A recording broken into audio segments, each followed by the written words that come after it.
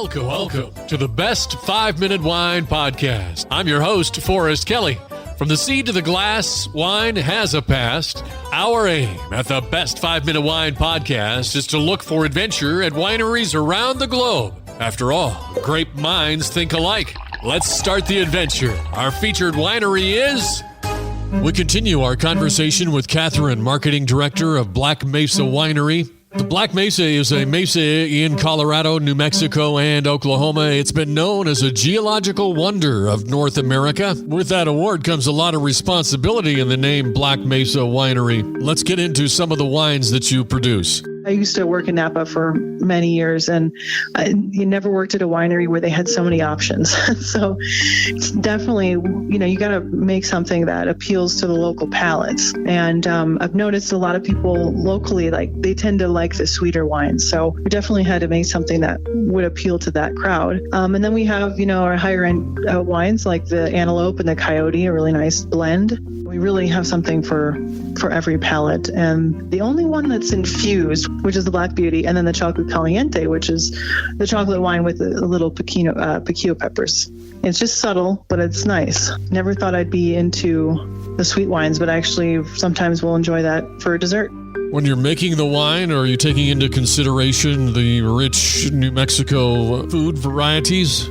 Well, New Mexican food is sort of a blend between the Native American food and Mexican food is the best way I can describe it. Obviously, the red and green chili are big here, and everyone's got their own recipe for that. So if you went to one restaurant, it's going to have a different red and green, and the spice level is going to be different than the restaurant down the street. So our wines are definitely made for that sort of pairing. They're not real heavy either. So some of the Napa Cabs can run up 16%, and ours are really right in between 12 and 13%. Just because when they're lower in alcohol and because of the area, they're going to be a little bit higher in acid, so they're going to be very food friendly. Like the Conejito would go, it's slightly sweet. It would go great with that spicy food. So we've got actually recipes on our website. If you look under wine cider and food pairings, we'll have the hard cider, the ones that go to the hard cider, the white wine, and the red wine, and we've got probably 15. And it's working with that same chef that we use with our virtual tastings as well. So she participates in that. You're not cooking food on the property, right?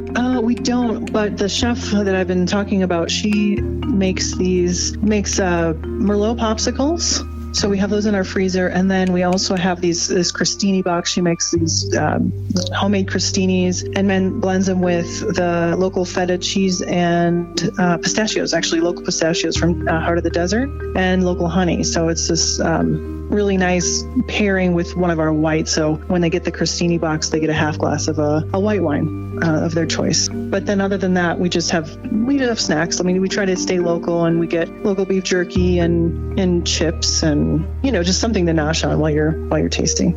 Since you have such a large variety of wine and cider selections, I know it's going to be tough, but can you narrow it down to some favorites? There's two palates that we see on a daily basis, the ones that like the sweeter stuff and the ones that like the dry wines. The most popular for the dry wines, people really like the Montepulciano because it's, number one, the vineyard, you look at it when you're in the tasting room, you can see it. It's got real earthy tones, but it also has some nice dried fruit characteristics that would make it good with, barbecued steak, even lamb stew. And then the other most popular on the sweet side would be the Black Beauty, which is that chocolate wine I mentioned. And really people either drink it as an aperitif before dinner, or they actually have that as dessert. We actually have a chocolate company that we work with in Santa Fe named Cacao, and they produce a chocolate sauce out of that Black Beauty wine. So they reduce it down so much that it's just the chocolate and then the Cabernet that's in it. And so it makes a really nice either chocolate martini, or you can put it on ice cream. So, and as far as the whites, we make a really amazing Albarino. We only do 20 cases of it, I think, per year. So it sells out quickly, but it has that really nice classic Albarino acidity, but it's slight brininess as well. So it's great with a charcuterie plate, olives, hard cheeses. I think those are the top three that we do. Thank you for listening. I'm Forrest Kelly. This episode of the Best 5 Minute Wine Podcast was produced by iHizzle. If you like the show, please tell your friends and pets and subscribe. Until next time, pour the wine and ponder your next adventure. Hi, before you go, we have exciting news. The Best 5 Minute Wine Podcast has teamed with a breakthrough technology and added a new feature on our website that's bound to elevate your podcast experience. Here is where we need your help. Trying to remember something from an episode? Don't worry. Search for it, and we will find it for you. Have you ever thought you could just ask questions and chat about the episodes as if you were talking to me?